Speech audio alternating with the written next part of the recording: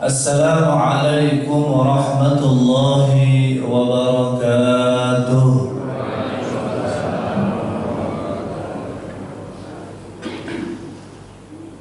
Jawab salam sudah kompak, namun masih kurang semangat nampaknya. Kita ulangi lagi ya Bapak sekalian. Indahnya alam tanpa cacat, pergi berlibur ke Bukit Duri.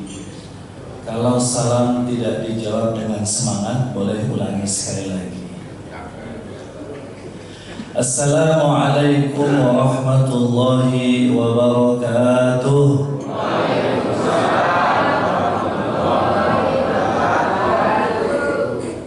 Alhamdulillah, jawab salamnya sudah kompak, semangat lagi luar biasa. Daun salam daun saja yang jawab salam, saya selalu doakan masuk surga. Daun salam diangetin, yang belum sempat jawab salam saya doakan tidak masuk angin. Asrahna wa asrahal mulku lillahi walhamdulillah la syarika lah, la ilaha illa huwa wa ilaihin nusyur. أصلحنا على فطرة الإسلام وكلمة الإخلاص وعلى دين نبينا محمد صلى الله عليه وسلم وعلى ملة أبينا إبراهيم حنيفا وما كان من المشركين. الحمد لله الذي أنعم علينا بنعمة الإيمان والإسلام والصحة والأخوة. أشهد أن لا إله إلا الله وحده لا شريك له وأشهد أن محمدا عبده ورسوله ولا نبي بعده. اللهم صل وسلم وبارك على نبينا ورسولنا محمد وعلى آله وأصحابه ومن تبعه ووالاه. أما بعد فقال الله تعالى في القرآن الكريم أعوذ بالله من الشيطان الرجيم فصل لربك وانحر. وقال أيضا يا أيها الذين آمنوا قوا أنفسكم وأهلكم نارا وقودها الناس والحجارة عليها ملائكة غلاظ شداد لا يعصون الله ما أمرهم ويفعلون ما يؤمرون. وقال النبي صلى الله عليه وسلم عن أبي هريرة رضي الله عنه قال قال رسول صلى الله عليه وسلم المؤمن القوي خير وأحب إلى الله من المؤمنين الضعيف وفي كل خير. رواه مسلم. Sadaqallah wa sadaqa Rasul. Ayyuhal hadirun wa hadirat, Bapak Ibu para jemaah sekalian yang senantiasa mendapatkan curahan rahmat kasih sayang dari Allah Subhanahu wa taala. Sehat Bapak? Alhamdulillah. Ibu sehat Bu? Alhamdulillah. Semoga tidak hanya lahiriah kita yang sehat, tapi juga batin kita juga sehat, termasuk juga sehat pikiran. Insyaallah, karena ketika semuanya sehat, maka kita bisa optimalkan seluruh fungsi diri kita untuk bagaimana selalu menjadi hamba Allah yang terbaik. Karena dalam kamu seorang muslim baru sekalian, maka tentu semakin bertambahnya usia, bertambahnya waktu, maka juga seiring dengan bertambahnya kuantitas dan kualitas amal. Sehingga ada sebuah makalah atau sebuah perkataan yang sudah sangat populer. Biasanya kalau di penghujung tahun dan menyambut tahun baru, maka kata-kata ini selalu diviralkan atau atau dilontarkan. Man kana yaumuhu syarran min amsihi fahuwa mal'un. Siapa orang yang hari ini lebih buruk daripada hari kemarin, maka dia termasuk orang yang dilaknat oleh Allah Subhanahu wa taala. Artinya selalu mendapatkan berbagai macam kerugian. Wa man kana yaumuhu ka'amsihi fahuwa maghbun. Kalau ada orang yang sama saja kemarin hari ini, maka dia termasuk orang yang tertipu. Nah, yang paling bagus adalah yang diharapkan selalu adalah man kana yaumuhu khairan min amsihi fahuwa rabihun. Siapa orang yang hari ini lebih baik daripada hari kemarin, maka dia termasuk orang yang beruntung. Bahkan hadis Nabi Sallallahu Alaihi Wasallam mengatakan apa Bapak sekalian? Orang-orang yang baik itu adalah khairun nas, sebaik-baik manusia itu man tala umruhu wa hasuna amaluhu. Jadi ukuran kebaikan seseorang itu adalah ketika bertambahnya usia, artinya berarti bergulirnya waktu. Maka semakin dia bertambah usia, semakin dewasa, semakin matang, maka amalnya juga semakin baik. Jadi itu adalah menjadi ukuran bagi semua. Kemudian juga dalam hadis Nabi SAW, itu Nabi menyebut ada nanti 7 golongan yang akan mendapatkan naungan di sisi Allah Subhanahu wa taala yang tidak ada naungan kecuali naungan. Di antaranya adalah wasyabun nasha'a fi ibadatillah. Jadi seseorang yang dia semakin matang usianya, pemuda, semakin bertambah usianya, semakin dewasa, semakin matang, dan semakin semangat dalam beribadah kepada Allah Subhanahu wa taala. Termasuk salah satunya adalah, mudah-mudahan kita semua termasuk di sini adalah wa qalbuhu wa rajulun qalbuhu mu'allaqun fil masajid. Seseorang yang hatinya selalu gandrung kepada masjid atau terikat dengan masjid. Alhamdulillah hari ini kita termasuk di antara hamba-hamba Allah yang didoakan oleh Nabi. Kita diberkahi di waktu paginya. Kata Nabi, Allahumma barik li ummati fi bukuriha. Ya Allah, kata Nabi, berkahilah seluruh umatku di waktu pagi harinya. Alhamdulillah kita sudah memulai aktivitas dengan aktivitas ruhiyah, yakni kita melaksanakan ibadah kepada Allah. Mungkin tadi malam sebelum subuh kita sudah melaksanakan sholat tahajud atau qiyamul lail. Kita juga sudah mungkin berzikir atau bertafakur, bertilawah Quran. Lalu kita lanjutkan dengan melaksanakan sholat sunnah fajar atau qabliyah subuh. Lalu kemudian kita laksanakan sholat subuh berjamaah di masjid ini. Dan setelah tadi kita laksanakan sholat subuh berjamaah, kita lanjutkan, kita niat beriktikaf, kita niat segalanya, thalabul ilmi, silaturahim, kemudian mengkaji ayat Allah, berzikir dan sebagainya. Mudah-mudahan berkumpullah segala macam kebaikan-kebaikan untuk kita semua. Kata Imam Al-Ghazali, kalau kita melakukan sebuah aktivitas, kita disuruh banyakin niat, Bapak Ibu sekalian. Nah, itu misalnya di pagi hari ini nawaitu i'tikaf fi hadzal masjid maduntu saya niat bertikaf, kemudian saya niat bersilaturahim dengan saudara-saudara seiman, saya niat untuk mengkaji Al-Quran, saya niat untuk mempelajari sirah nabawiyah, saya berniat untuk belajar tentang agama, saya berniat untuk berzikir kepada Allah, mengingat Allah.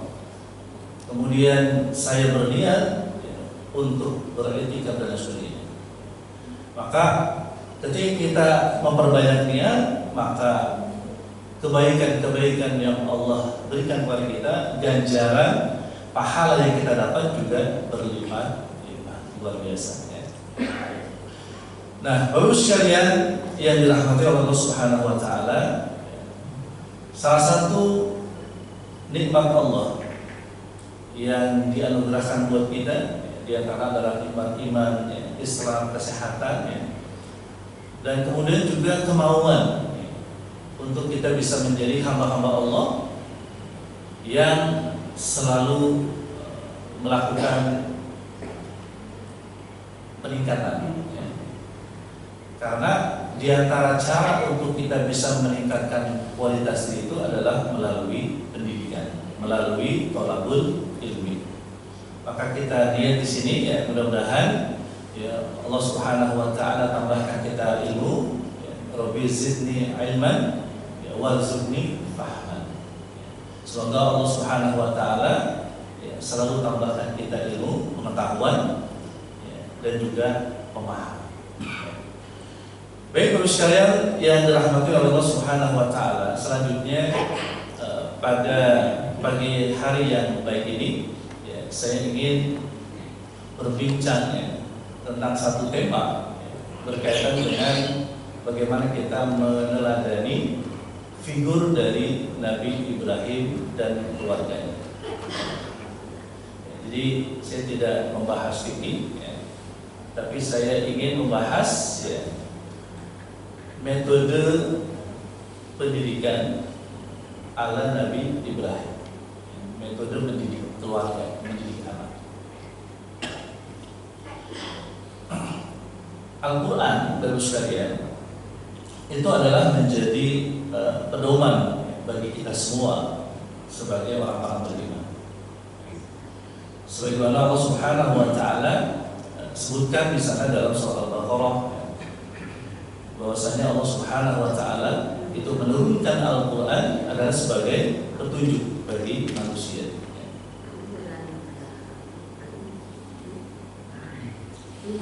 Dan juga di samping sebagai petunjuk ya, juga sebagai furqan.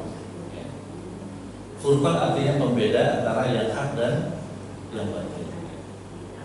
Syahrul Ramadan alladzi unzila fihi al-Quran hudan lin-nasi wa bayyinatin minal huda wal furqan. Jadi fungsi Al-Quran itu yang pertama adalah petunjuk bagi manusia dan penjelasan mengenai petunjuk tersebut ya. Jadi dijelaskan secara rinci ya, tentang petunjuk-petunjuk tersebut dan Al-Furqan ya, pembeda antara yang hak dan yang batil, mana yang benar, mana yang salah ya. Maka Quran menjelaskan tentang hal tersebut. Dan ternyata ya, Quran diturunkan itu nggak cuma untuk seluruh manusia, bahkan manusia yang sudah bertakwa kepada Allah Subhanahu wa taala juga menjadi sasaran daripada Al-Quran itu diturunkan oleh Allah Subhanahu wa taala. Sebagaimana Allah berfirman di dalam surah Al-Baqarah awal, ya, hudal lil muttaqin. Ya. Dzalikal kitabul la raiba fi hudal lil muttaqin. Jadi Quran ini juga petunjuk bagi orang-orang yang bertakwa. Sehingga kemudian tidak boleh orang mengatakan misalnya karena saya sudah bertakwa maka saya sudah tidak lagi butuh Al-Quran. Tidak ya. Tapi orang yang bertakwa sekalipun, orang yang memang sudah bisa menjaga ketaatan kepada Allah Subhanahu wa taala, tetap ya, mereka itu butuh terhadap panduan arahan dari Al-Quran. Nah oleh karena itu maka Quran ini menjelaskan tentang segala sesuatu mafal dan intuition. Jadi tidak ada dialpahkan ya. Di dalam Al-Quran itu ya itu sesuatu pun itu nggak dialpahkan. Artinya bahwa Quran itu mencakup segalanya. Tapi memang sifatnya global ya. Jadi global. Jadi penjelasan Al-Quran itu adalah global ya. Nanti ya, rinciannya ada dalam penjelasan dalam hadis-hadis Nabi SAW.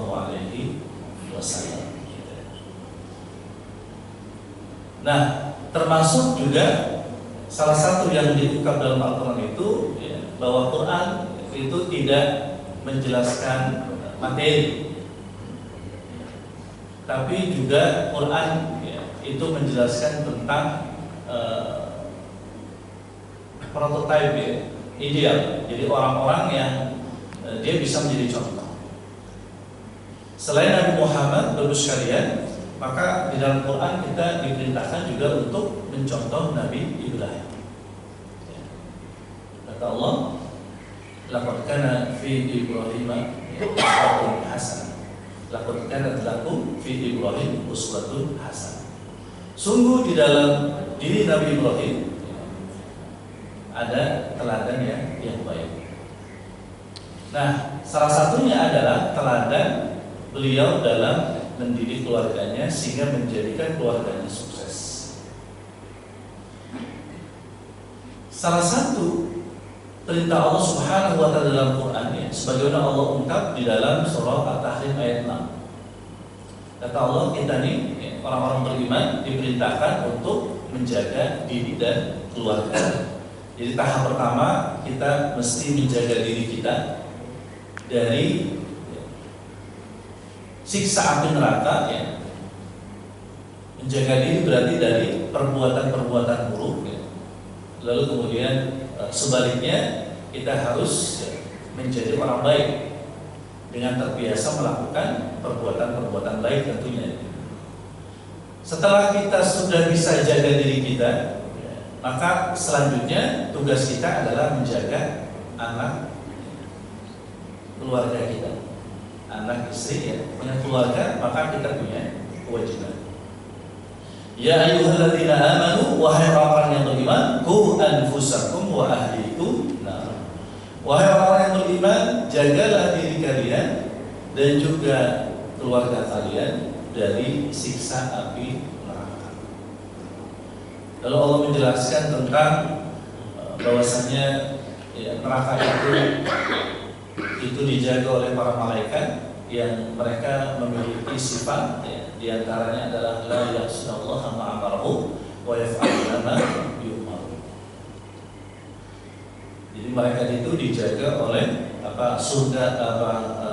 neraka itu dijaga oleh para malaikat yang mereka tidak pernah bermaksiat kepada Allah, dan mereka itu juga ketika di neraka itu tidak terlihat lemah lembut, tapi kasar, menakutkan. Berbeda halnya ketika malaikat itu ada di surga, penuh dengan kelembutan. Nah ini sebagai sebuah ayat ya, yang berisi tentang peringatan ya, agar manusia itu sungguh-sungguh ya, dalam menjaga diri dan keluarga. Karena kalau seandainya mereka tidak bisa jaga diri dan keluarga, maka mereka akan diancam, akan mendapatkan siksa yang sangat pedih. Nah, oleh karena itu berarti ya, menjaga diri dan keluarga ini menjadi suatu kewajiban kita ya. Karena ini adalah perintah ya. Sehingga ya, berarti menjaga diri dan keluarga itu adalah merupakan kewajiban. Kemudian juga yang terkait dengan generasi setelah kita, maka Allah wanti-wanti betul untuk dipersiapkan agar generasi yang akan datangnya, anak-anak kita ya, itu mereka bisa kokoh imannya, kuat imannya ya. Kemudian juga kokoh ya, atau kuat ya, secara fisik ya, secara keilmuan ya. Kemudian juga kokoh juga secara finansial. Makanya kata Allah dalam surah An-Nisa ayat 9, wal yashhad alladziina law taraku min khalfihim dzurriyyatan dhi'afan khafu 'alaihim wal yattaqullaha wa yaqulu qawlan sadida. Kata Allah lagi-lagi mengingatkan kepada kita semua para orang tua. Allah ingatkan apa? Dan hendaknya takut orang-orang yang ketika mereka meninggalkan generasi di belakang mereka meninggalkan generasi yang lemah. Bahkan dalam hadis Nabi Shallallahu Alaihi Wasallam, sebagaimana diriwayatkan oleh Imam Muslim dari Abu Hurairah bahwasanya Nabi bersabda, al-mu'minul qawiyyu khairun. Orang yang beriman itu, mukmin yang kuat, kata Nabi, itu adalah khairun, lebih baik. Enggak cuma baik dia, tapi apa? Wa ahabbu ilallah, lebih dicintai oleh Allah Subhanahu wa taala minal mu'minina dhaifin, daripada orang mukmin yang lemah. Jadi orang mukmin yang kuat lebih baik dan lebih dicintai oleh Allah Subhanahu wa taala daripada mukmin yang lemah. Wa fi kulli khair, meskipun keduanya itu ada kebaikan. Tapi tentu yang lebih baik adalah mukmin yang kuat. Nah, ketika kita menjelaskan tentang makna kuat tadi, ya, maka ya kuat itu kan bisa macam-macam. Tapi yang lebih utama sesungguhnya dalam hadis itu adalah kuat itu, atau dalam ayat tadi surah An-Nisa ayat 9 itu, ya, maka yang dimaksud kuat atau kokoh itu terutama adalah masalah keimanan atau agama. Jadi kekuatan atau pendidikan yang diberikan kepada anak-anak kita, ya, maka yang utama itu atau target utamanya adalah pendidikan iman dulu berarti. Nah, makanya kalau kita baca buku misalnya dari Muhammad Nasir Ulwan misalnya di dalam Tarbiyatul Aulad, ya, dan juga mungkin buku-buku atau kitab-kitab yang lain yang membahas tentang pendidikan anak, maka poin pertama yang diperkenalkan atau pendidikan pertama pada anak itu adalah pendidikan tentang akidah, ya, tentang ma'rifatullah, ma'rifatul rasul, ya, tentang mengenal Allah dan Rasulnya. Itu adalah merupakan mungkin tahapan, ya, yang pertama, ya, pendidikan yang mesti didapat. Ya. Kemudian Allah jabarkan lagi misalnya dalam surah Luqman, ya, menjelaskan tentang bagaimana Luqman al-Hakim itu, ya, bagaimana mendidik anaknya. Yang pertama kali yang dilakukan adalah menanamkan akidah yang benar. Makanya kemudian yang pertama itu arahan Luqman kepada anaknya adalah ya bunayya la tusyrik billah inna syirka la dzulmun adzim. Wahai anak kesayanganku, kata Luqman ini kepada anaknya, janganlah engkau menyekutukan Allah, karena sesungguhnya menyekutukan Allah itu adalah merupakan kezaliman yang paling besar. Nah, ini jadi pendidikan. Yang utama adalah iman, atau kekuatan yang dimaksud itu yang pertama adalah kekuatan iman dulu. Lalu berikutnya adalah kekuatan pikiran dengan ilmu. Berikutnya lagi adalah kekuatan fisik, ya, kekuatan ekonomi, kemudian kekuatan akhlak dan sebagainya.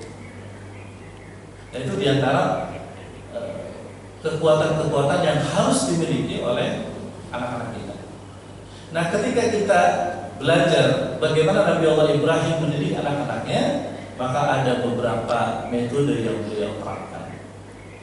Apa diantaranya? Yang pertama, jadi kalau misalnya orang ingin membentuk keluarga yang kuat, keluarga yang selamat, ya, maka yang pertama kali mesti dilakukan itu adalah mendidik anak itu bukan pada saat anak itu balita misalnya. Jadi proses pendidikan anak itu bukan dimulai dari situ, tapi dimulai dari mana, Bapak sekalian? Dari memilih pasangan hidup. Nah, makanya Nabi Allah Ibrahim, ya, maka beliau memilih pasangan hidup yang pasangan hidup ini mendukung untuk bagaimana bisa mencetak generasi-generasi terbaik. Nabi Allah Ibrahim itu punya dua istri. Istri yang pertama ini istri, ya, tertua, ya, namanya adalah Siti Sarah. Nah, Siti Sarah ini dipilih oleh Nabi Allah Ibrahim karena punya 3 kriteria. Yang pertama kriterianya adalah bahwa dia orang yang beriman, wanita beriman. Jadi ini menjadi kriteria pertama. Jadi kalau kita anak-anak muda mau memilih calon pendamping atau mungkin sebaliknya, yang putri memilih calon pendamping, yang pertama adalah agamanya dulu. Ya. Hal ini juga sesuai dengan hadis Nabi Sallallahu Alaihi Wasallam. Ya. Tunkahul mar'ah li arba'in, limaliha, wa li hasabiha, wa li jamaliha, fatfar bidzatid din taribat yadah. Kata Nabi Sallallahu Alaihi Wasallam, wanita itu dinikahi karena 4 perkara. Karena hartanya, lalu karena kecantikannya, karena keturunannya, karena agamanya. Maka ambillah, atau yang utama adalah agamanya dulu, ya, maka engkau akan selamat. Syukur-syukur semuanya ada, ya Bu ya. Syukur-syukur semuanya ada. Tapi kalaupun misalnya 3 tadi ya, itu enggak ada, yang penting agamanya. Ya. Percuma saja misalnya dia cantik tapi tidak beragama. Percuma saja misalnya dia ganteng tapi kemudian dia tidak beragama. Atau dia kaya raya, dia tidak beragama. Sehingga katanya bukan cantiknya atau bukan gantengnya. Di mata Allah itu jadi bukan cantiknya, bukan gantengnya. Innallaha la yanzuru ila ajsamikum wala ila suwarikum walakin yanzuru ila qulubikum wa amalikum. Sesungguhnya Allah tidak melihat rupa kalian, fisik kalian. Allah tidak melihat apakah kalian itu cantik, ganteng atau tidak. Allah tidak melihat rupa kalian. Tapi Allah melihat hati dan amal-amal kalian. Jadi bukan cantiknya, bukan gantengnya nilai manusia di sisi Allah, tapi apa ya Bu? Tapi imannya, tapi takwanya, nilai manusia di sisi Allah.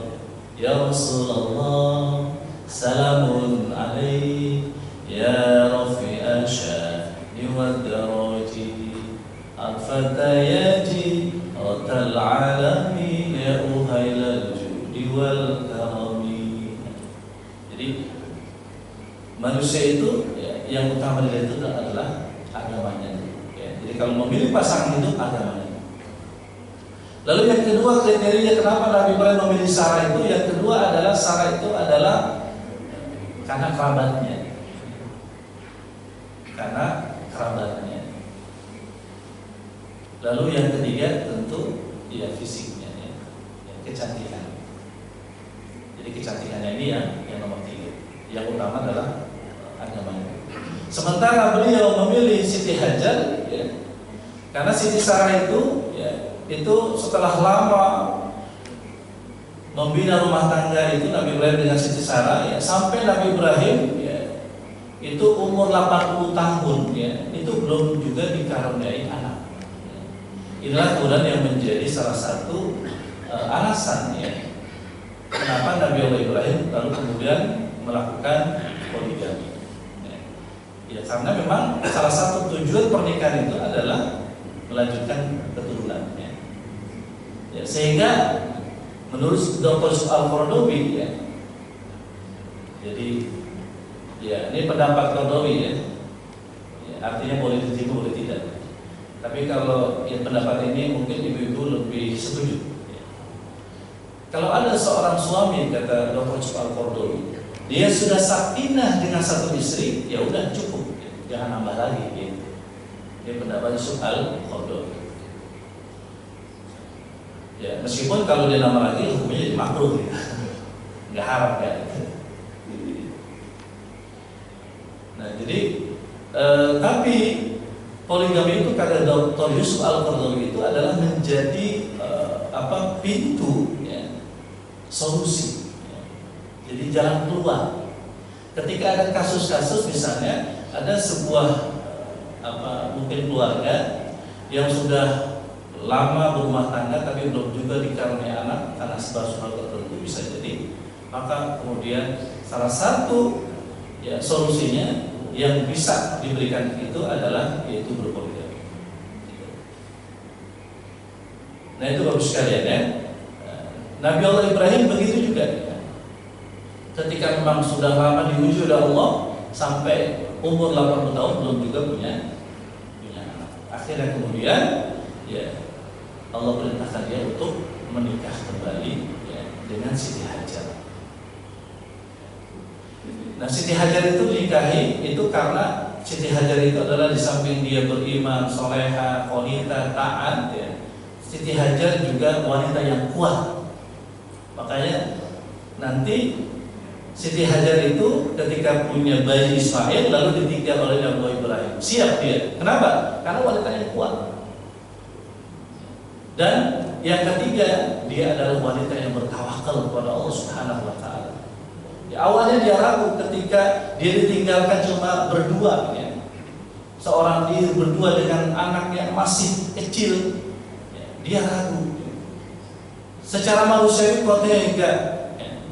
Ini ada seorang suami yang tega ninggalin anak dan istrinya cuma dikasih perbekalan sedikit, ya, dan nggak jelas berapa lama nih untuk memenuhi perintah Allah berdakwah.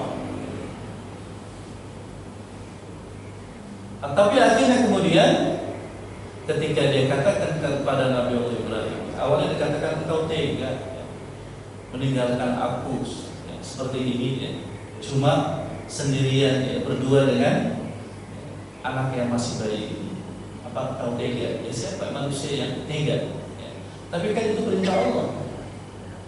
Nabi Allah Ibrahim hanya terdiam, nggak bisa jawab apa-apa. Begitu pula kita suami biasanya kalau istri nggak menerima sebuah keputusan kan, ya, akhirnya kita juga bingung. Ya. Karena mungkin tuntutan pekerjaan misalnya harus sering keluar rumah, ya.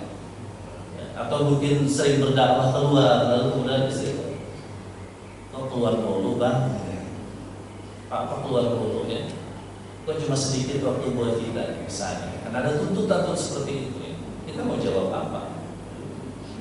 Tapi kemudian ketika diberikan arahan petunjuk dari Allah Subhanahu wa taala dan kemudian Siti Hajar mengatakan kepada Nabi Allah Ibrahim, wahai suamiku, ya, apakah ini Allah yang perintahkan? Nah, enak jawabnya. Ya, betul, Allah yang perintahkan. Ketika dijawab seperti itu, maka lega dia. Oh, kalau gitu, kalau memang ini adalah perintah Allah, maka Allah tidak akan menelantarkan hambanya. Tawakal dia kepada Allah. Nah, itu. Jadi memilih pasangan hidup ini menjadi satu hal yang sangat penting, ya, untuk membina. Lalu kemudian yang kedua, Bapak sekalian, ya, ketika sudah memilih pasangan hidup, ya, maka ketika kemudian seseorang itu membentuk sebuah keluarga, begitu pula dengan Nabi Ibrahim membentuk keluarga, ya. Bahkan kemudian akhirnya terlahir anak-anak yang saleh, yang kuat, ya. Maka kemudian yang berikutnya adalah, ya, metode yang beliau lakukan dalam membentuk keluarganya menjadi keluarga yang tangguh itu adalah, ya, yaitu dengan memilih lingkungan tempat tinggal yang kondusif, ya, dalam mendukung, ya, keimanan, ya, dan juga dalam mendukung keluarganya, ya, tentu lingkungan yang baik, ya. Dan lingkungan yang baik itu Bapak sekali itu adalah lingkungan yang tidak jauh dari masjid, ya. Nah, makanya kemudian kalau kita misalnya, ya, memilih tempat tinggal, maka salah satu syarat, ya, tempat tinggal itu adalah dekat dengan masjid.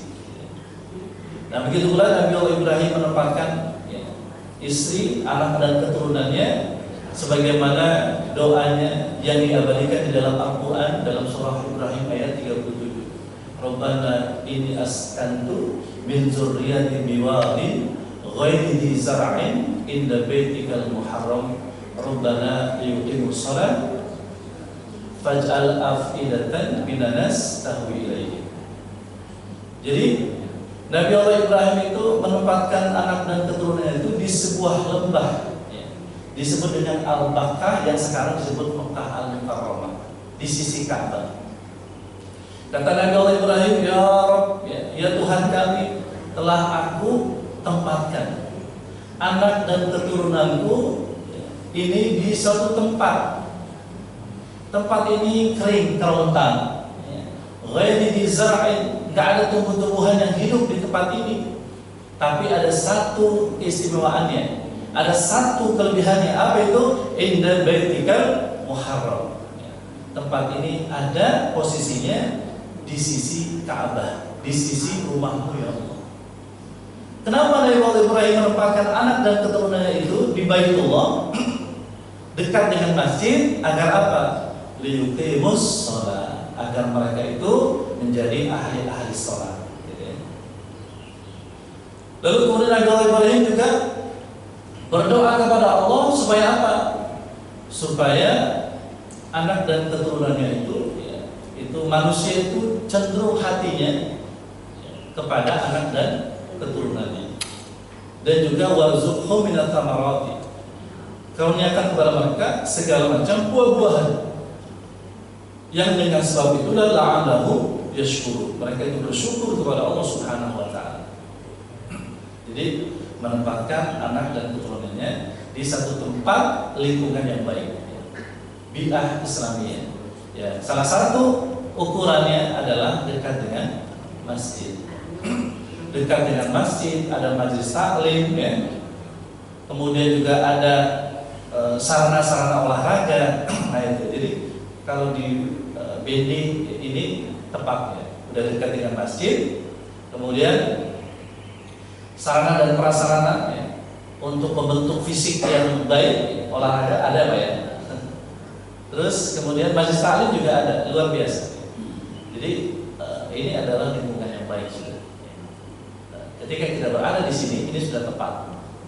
Nah, jadi untuk membentuk keluarga yang baik, maka salah satunya adalah dengan menempatkan keluarga itu di tempat atau lingkungan yang kondusif untuk membentuk, ya, membentuk imannya, membentuk agamanya, membentuk akhlaknya, ya, kemudian juga membentuk mungkin fisiknya secara baik, dan juga lingkungannya. Makanya kemudian kenapa Nabi Ibrahim memilih Makkah padahal beliau tinggal di Mesir, mau dakwah ke Palestina. Jadi tinggal di Mesir, kemudian lalu diperintahkan untuk membawa istri dan anaknya ke Mekah, lalu beliau sendiri berdakwah ke Palestina. Kenapa beliau memilih Mekah? Karena Mekah saat itu bukanlah tempat yang kosmopolit. Sementara Mesir itu sudah menjadi negara yang berperadaban saat itu. Sehingga Mekah itu masih asri. Jadi lingkungannya masih baik. Bahkan belum ada saat itu bentuk-bentuk kemusyrikan. Karena belum ada manusia di Mekah itu. Sementara di Mesir itu sudah terjadi berbagai macam bentuk kemusyrikan. Makanya beliau tempatkan itu di Mekah, di sekitar Ka'bah. Nah, yang berikutnya Bapak sekalian, ya, karena waktu, ya, yang berikutnya singkat saja bahwa di antara metode yang dilakukan oleh Nabi Ibrahim itu adalah melibatkan anak-anaknya dalam aktivitas-aktivitas kebaikan. Di antaranya ketika Nabi Ibrahim itu meninggikan Ka'bah, ya, maka melibatkan Ismail. Wa idh yarfa'u Ibrahimul qawa'ida minal baiti wa Ismail. Jadi ketika beliau diperintahkan oleh Allah untuk meninggikan Ka'bah, merenovasi Ka'bah, maka melibatkan Nabi Allah Ismail. Dalam surah Al-Baqarah ayat 125. Lalu kemudian dalam surah Al-Baqarah ayat 127, maka beliau mengajak serta Nabi Allah Ismail untuk ikut bersih-bersih masjid. Wa ahidna ila Ibrahim wa Ismail an tahira baitiya lit-taifina wal 'akifina wal ruk'is. Kami perintahkan, kata Allah, kepada Ibrahim dan juga Ismail untuk apa? Untuk mereka membersihkan masjid, membersihkan rumah Allah. Supaya apa, Bapak sekalian? Supaya orang yang beribadah di rumah Allah itu, orang yang beribadah di masjid itu, mereka nyaman. Orang-orang yang sholat, orang-orang yang i'tikaf, orang-orang yang ruku sujud, mereka nyaman ketika mereka beribadah kepada Allah Subhanahu wa taala. Nah, jadi membawa serta anak-anak itu, ya, atau mengikut sertakan mereka dalam aktivitas-aktivitas kebaikan. Kemudian juga yang berikutnya adalah metode yang lebih digunakan itu adalah yaitu metode pendekatan orang dewasa dalam memposisikan anak. hal ini bisa kita lihat dalam dialog beliau dengan anaknya. Anaknya masih usia remaja, tapi kemudian beliau sudah berkomunikasi dengan gaya komunikasi dengan orang dewasa yang sangat-sangat demokratis. Artinya tidak mentang-mentang beliau punya otoritas, punya kekuasaan, lalu kemudian memaksakan si anak, tapi minta terlebih dahulu pendapat si anak. Nah, ini juga penting buat kita semua Bapak sekalian ya. Jadi kenapa misalnya muncul anak-anak yang dia misalnya nggak percaya diri, tak minder gitu. Ya karena mungkin pola komunikasi antara orang tua dengan anak itu dengan pola komunikasi antara atasan dengan bawahan. Ya. Sehingga ini akan mengakibatkan ya mentalnya nggak kuat. Tapi Nabi Allah Ibrahim maka memposisikan anaknya itu sebagai manusia dewasa yang bisa berpikir dengan jernih, dengan akal sehatnya. Lalu kemudian beliau bertanya, kan bisa saja kan Nabi Allah Ibrahim kemudian, "Wahai anakku, ini ada perintah Allah, ayo laksanakan ya. Silakan persiapkan dirimu ya, karena engkau akan dikorbankan." Tapi Nabi Ibrahim tidak begitu. Dia katakan dulu, "Ya bunayya inni ara fil manami anni adbahuka fandur madza tara." Wahai anak kesayanganku. Nah ini jadi panggilan sayang, panggilan yang baik, maka ini perlu kita sampaikan atau kita berikan kepada anak-anak kita. Mungkin ya anak pintar misalnya, anak cerdas misalnya, anak saleh misalnya. Jadi kita panggil anak kita dengan gelar-gelar yang baik. Nah ini Nabi Allah Ibrahim sudah memberikan contoh. Ya bunayya, wahai anak kesayanganku, wahai buah hatiku, wahai penyejuk jiwaku. Ini ara fil manam, sungguh di satu malam aku bermimpi. Ani adbahka fanzur madza tara. Bahwasanya dalam mimpiku itu aku diperintahkan oleh Allah untuk menyembelih engkau. Fanzur madza tara, bagaimana pendapatmu? Lalu seorang Ismail ya, sebagai anak yang sedang tumbuh ya, remaja, dan karena beliau memang sudah dikuatkan ya, oleh ibunya dalam pendidikannya sehari-hari, maka beliau menjadi anak yang kuat, anak yang beriman, anak yang saleh. Beliau cuma mengatakan, "Ya abatif al ma tu'maru satajidun insyaallah minas sabirin." Wahai ayah, lakukan apa yang sudah Allah perintahkan kepada engkau, lakukan ya. Insyaallah engkau akan mendapatiku sebagai orang-orang yang sabar. Nah, luar biasa dialog yang dia berikan dalam Quran. Begitu pula misalnya ketika Luqman Al-Hakim kepada anaknya, juga para nabi dan rasul yang lain yang diungkapkan dalam Al-Quran, yang kita lihat dialog itu terjadi antara ayah dengan anak. Nah ini juga ada sisipan pesannya. Kenapa bukan antara ibu dengan anaknya dialog itu, tapi lebih banyak ayah dengan anaknya ya, karena biasanya memang ya, komunikasi terbangun umumnya itu, kedekatan itu seorang anak hanya pada ibunya. Maka Quran ya, itu menjelaskan kisah-kisahnya dan lebih banyak bagaimana ayah dengan anaknya ya, maka ini merupakan sebuah pesan ya, bahwasanya ya, seorang ayah itu tentu juga punya keharusan untuk bagaimana membangun hubungan yang harmonis dengan anak-anak mereka. Jangan hanya komunikasi yang dibangun itu cuma perintah dan larangan. Ayo sholat, jangan begini, jangan begini. Nah, tapi komunikasi dua adalah komunikasi yang memang betul-betul komunikasi yang luar biasa, sehat, dekat, ya, akrab, ya, seperti halnya Luqman dengan anaknya, Nabi Ibrahim dengan Ismail. Nah itu, jadi komunikasi yang luar biasa. Yang terakhir, sekalian, maka cara mendidik anak itu adalah dengan terus, ya, nggak putus-putusnya seorang ayah atau ibu mendoakan kebaikan untuk anak-anak. Ya. Banyak doa yang diberikan di dalam Quran. Nabi Allah Ibrahim doa kepada Allah ya, di sana supaya Allah menkaruniakan anak yang saleh. Rabbi habli minas salihin dalam surah As-Saffat ayat 100. Kemudian juga dalam surah Ibrahim ya, ayat 35, di mana Nabi Ibrahim berdoa kepada Allah supaya dia dan keturunannya itu dijauhi dari menyembah qaum.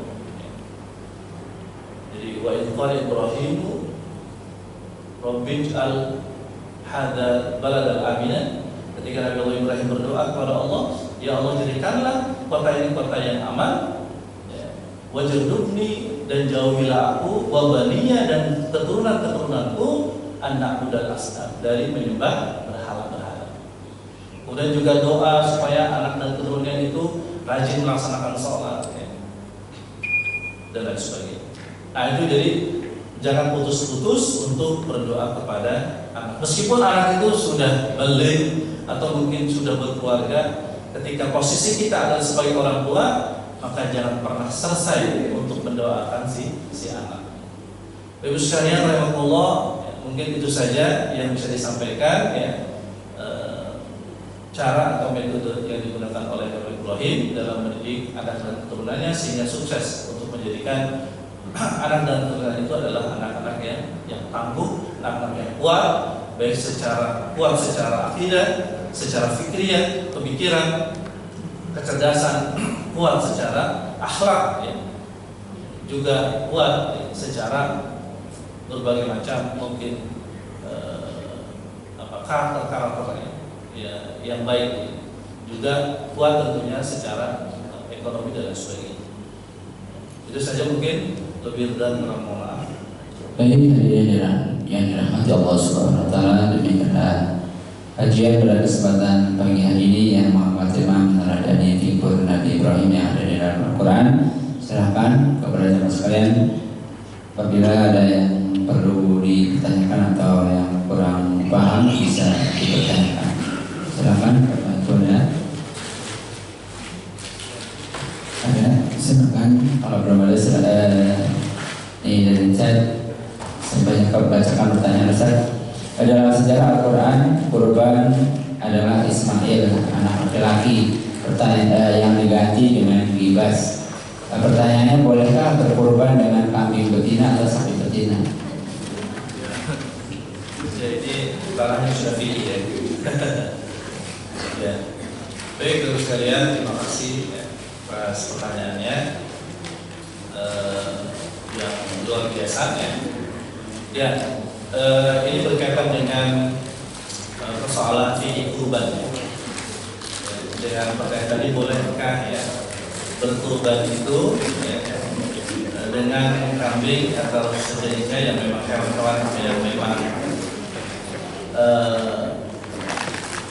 kategori ya untuk dikurbankan ya, apakah boleh ya, dengan kambing betina atau sapi dan sebagainya. Ya kalau ditanya mungkin boleh atau tidaknya, maka ya memang boleh. Ya. Secara para ulama ya, itu mengatakan bahwa berkurban itu artinya tidak harus dengan kambing, sapi atau kerbau yang jantan ya. Tapi juga bisa tidak. Tapi memang lebih afdal, lebih utama itu adalah yang jantan itu ya. Karena sesuai dengan ketika Nabi SAW itu juga berkurban ya, maka dia mencontohkan hal yang demikian. Tapi bukan berarti nggak boleh, ya. Boleh saja. Tapi yang lebih utama adalah yang jantan. Jadi itu ya. Baik, silakan ada lagi dari jamaah Ibu, silakan Bu Haji Tomo.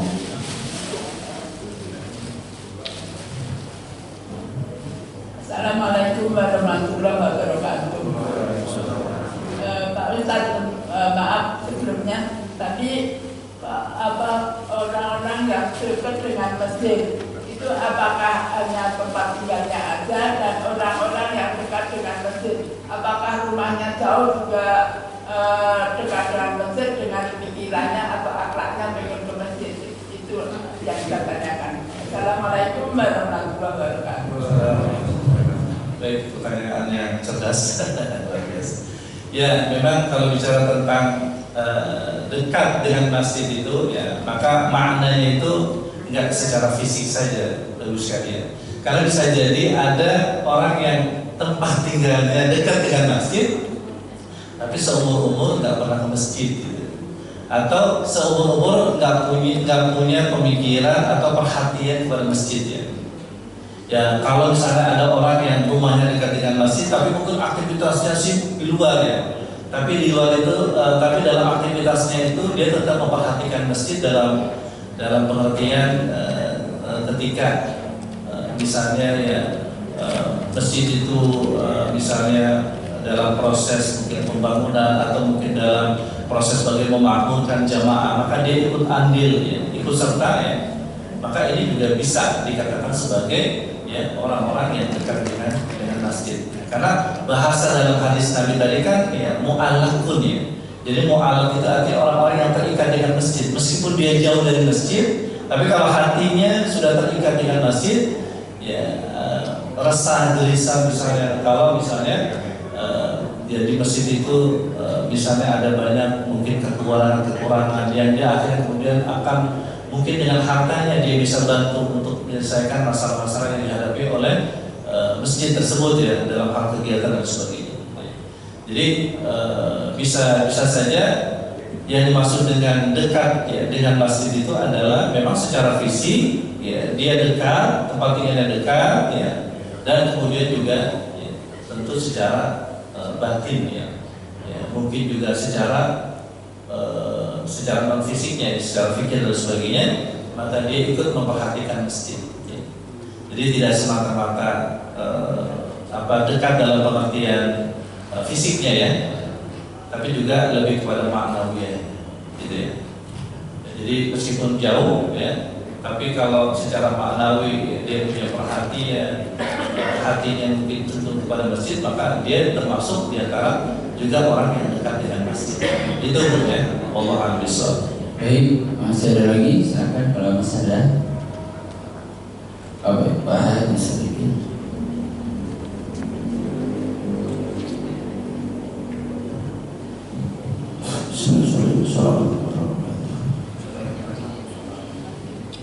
Ustaz tadi masalah itu syariat Islam mengatakan ikuti jejak Nabi Ibrahim Rasulullah. Begitu juga dalam haji. Sedangkan kita yang haji mengetahui adalah 25 Nabi. Kenapa yang bedanya Nabi lain apa yang dikatakan Nabi Ibrahim? Sedangkan kita harus ketahui 25 Nabi. Nabi lain sebutkan itu bagi contoh. Terima kasih. Baik, terima kasih Pak. Jadi pertanyaan yang luar biasa.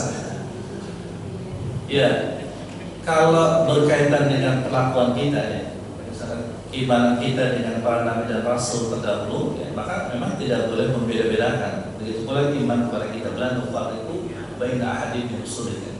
Jadi nggak boleh ya, membeda-bedakan ya, antara satu rasul dengan rasul yang lain memang. Ya. Tapi tentu ternyata faktanya itu. Ya. Jadi di antara misalnya nabi dan rasul, ternyata di antara rasul itu sendiri, jadi ada nabi dan rasul ya. Rasul lebih sedikit jumlahnya dari nabi ya. Nah, rasul itu sendiri ternyata nanti ada rasul-rasul yang bisa dikatakan ya lebih utama atau lebih unggul, yang kemudian mereka disebut sebagai rasul ulul azmi. Yang mereka itu mendapatkan ujian yang lebih besar daripada rasul-rasul dibandingkan dengan rasul-rasul yang lain. Ya, tapi rasul-rasul ulul azmi ini ternyata dia kokoh, dia kuat gitu, menghadapi berbagai macam tantangan-tantangan tadi, yang memang tantangan itu adalah tantangan yang tidak mudah, berat. Dan makanya kemudian di antara rasul itu ternyata juga ada rasul-rasul yang disebut dengan ulul azmi tadi. Di antara rasul ulul azmi itu tadi ya tentu ya, yang ada lagi yang lebih utama, yaitu ya Nabi kita, Nabi Muhammad SAW. Ya. Setelah itu baru rasul-rasul yang masuk kategori dari ulul azmi tadi. Nah, itu kan berarti bahwa di kalangan rasul saja itu Allah juga ternyata mengistimewakan, ada rasul-rasul yang memang berbeda dari yang lain. Ya. Termasuk di antara yang disebutkan di dalam Al-Quran, ya, kisah-kisahnya, ya, yaitu Nabi Allah Ibrahim. Meskipun ya, kita juga bisa mengambil figur nabi-nabi yang lain itu ya, sebagai teladan. Tapi yang lebih utama sesungguhnya adalah ya, meneladani Nabi Muhammad SAW. Karena Nabi Muhammad ini kan dia bisa diikuti oleh siapapun ya, dan orang tidak akan kecewa. Ya. Dia sebagai Rasul yang memiliki istri, memiliki anak-anak, ya. Sehingga sebagai suami, sebagai bapak dia bisa diikuti. Ya. Kemudian dia juga sebagai pemimpin, dia bisa diikuti. Dia sebagai pengusaha, dia juga bisa diikuti. Jadi segala kalau kita mengikuti beruswah kepada Nabi, maka apapun siapapun kita punya peran apapun, maka Nabi kita pernah mengalami itu. Tapi kalau misalnya ada di antara Rasul-Rasul itu, kenapa misalnya tidak disebutkan secara spesifik bahwa dia itu bisa diteladani? Karena enggak semua fase dalam kehidupannya itu bisa menjadi teladan. Ya, misalnya kalau kehidupan misalnya sosok Nabi Musa, mungkin dari sisi kepemimpinan, dari sisi leadershipnya itu bisa menjadi teladan diikuti. Tapi dalam mungkin perkara-perkara yang lain belum tentu. Seperti Nabi Daud, Nabi Sulaiman, mungkin bagi para pemimpinnya mungkin bisa mengikuti jiwa kepemimpinan itu seperti apa, memimpin itu seperti apa. Tapi mungkin dalam persoalan-persoalan yang lain, bisa jadi dalam persoalan rumah tangga, persoalan bagaimana mendidik anak, itu mungkin ya kurang banyak informasi yang bisa kita dapat. Ya, bahkan juga bisa jadi tidak bisa dijadikan sebagai teladan. Nabi Ibrahim itu juga termasuk ya tidak paripurna gitu. Ada mungkin bagian-bagian yang memang kita bisa meneladaninya, ya ada juga yang tidak. Misalnya terutama terkait dengan bagaimana mendidik anak, itu bisa kita jadikan sebagai teladan di situ. Ya, tapi mungkin dalam perkara yang lain ya belum tentu. Tapi kalau kita mengikuti Nabi Muhammad, maka seluruh persoalan itu ya atau seluruh perkara itu bisa mengikuti pribadi Nabi Muhammad. Ya, lebih paripurna lah kira-kira seperti itu. Ya, jadi kenapa Nabi Ibrahim yang disebut ya karena memang Quran menyebut itu, Pak. Adapun kalau misalnya kita ingin mengungkap misalnya metode pendidikan Nabi lain, silakan boleh-boleh saja. Gitu ya. Itu pasti ada. Tapi karena ini kajian saya mengkajinya dari pribadi Nabi Ibrahim. Bisa saja mungkin dalam waktu yang lain, ya, mungkin saya akan berbicara tentang ya misalnya metode mendidik anak, ya, misalnya dengan mencontoh ya Nabi dan Rasul yang lain. Itu sah-sah saja ya. Nah, kira-kira seperti itu. Wallahu a'lam bishawab. Baik, hadirin yang dirahmati Allah Subhanahu wa taala, dikarenakan keterbatasan waktu sudah menjelang siang. Oleh karena itu, untuk kajian pada kesempatan hari ini, untuk Ustaz memberikan kesimpulan dan mengakhiri dengan doa khotbah. Baik bagi semua, intinya adalah bahwa kita mesti menjadikan peristiwa-peristiwa dalam agama kita ini ya, sebagai sebuah peristiwa yang bisa memberikan ibrah buat kita. Ya. Misalnya saja tadi ya, ibadah kurban itu ya, itu tidak hanya didekati ya, dari sisi fikihnya, ya, tapi juga dia bisa didekati dari sisi yang lain. Sehingga ketika kita berbicara tentang begitu pula ketika kita berbicara tentang pribadi dan para nabi dan rasul, contohnya adalah Nabi Ibrahim. Sehingga dari Nabi Ibrahim itu kita bisa mengambil ibrah pelajaran ya, dalam kajian kita pada pagi hari ini, yaitu tentang ya, cara mendidik anak. Nah, sehingga dengan begitu itu lebih mengena kira-kira seperti itu, ya. Lebih mengena dan kemudian lebih aplikatif. Ya. Sehingga Quran itu tidak hanya berisi teori-teori, tapi Quran itu juga menjelaskan tentang aplikasinya. Nah, itu hebatnya Quran menurut sekalian. Ya. Jadi Quran itu misalnya tidak hanya memerintahkan sholat, ya. Tapi bagaimana sholat yang baik, nah itu nanti nanti diperjelas oleh Nabi Muhammad SAW, ya, yaitu sebagai Rasul untuk menjelaskan ya, hal yang demikian. Ini kira-kira seperti itu. Jadi Quran itu tidak hanya memerintahkan, tidak mengungkapkan tentang konsep, tapi juga tentang cara. Ya. Makanya kemudian ada kisah-kisah orang-orang baik yang bisa kita jadikan sebagai contoh. Nah, begitu pula dengan kajian kita hari ini, bagaimana kita juga bisa mencontoh bagaimana mendidik anak, mendidik keluarga, ya, dengan apa yang sudah dilakukan oleh Nabi Ibrahim alaihissalam. Mudah-mudahan ya, semakin hari hal-hal yang kemudian kita bisa lakukan, ya, terutama berkaitan dengan panduan-panduan yang ada dalam Al-Quran dan As-Sunnah, ya, maka semuanya mudah untuk kita mengaplikasikannya. Ya. Baik, sama-sama kita berdoa kepada Allah Subhanahu Wa Taala mengakhiri kegiatan ini. Ya. Sama-sama kita awali dengan istighfar 3 kali. Astagfirullahaladzim, astagfirullahaladzim, astagfirullahaladzim. Bismillahirrahmanirrahim. Alhamdulillah ya Allah ya Karim ya Maulana ya Ma'abdul Hamdi yuwafini amuka fi mazidah. Ya Rabbana lakal hamdu kami bagi jalal wa tawa'ali sultani. Allahumma salli wa sallim baraka ala Muhammad wa ala ali Muhammad.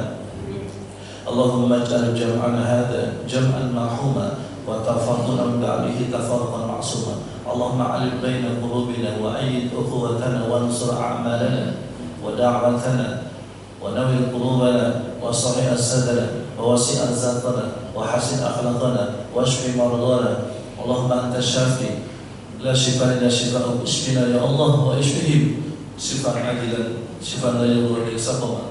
Rabbana atina fid dunya hasanah wa fil akhirati hasanah wa qina adzabannar. Wa sallallahu ala Muhammad subhana rabbika rabbil izzati amma yasifun wa salamun walhamdulillahi rabbil alamin wa rahmatullahi minkum. Wassalamu alaikum warahmatullahi wabarakatuh. Waalaikumsalam warahmatullahi wabarakatuh. Terima kasih kepada para terima kasih kepada teman sekalian yang sudah mengikuti kajian ini.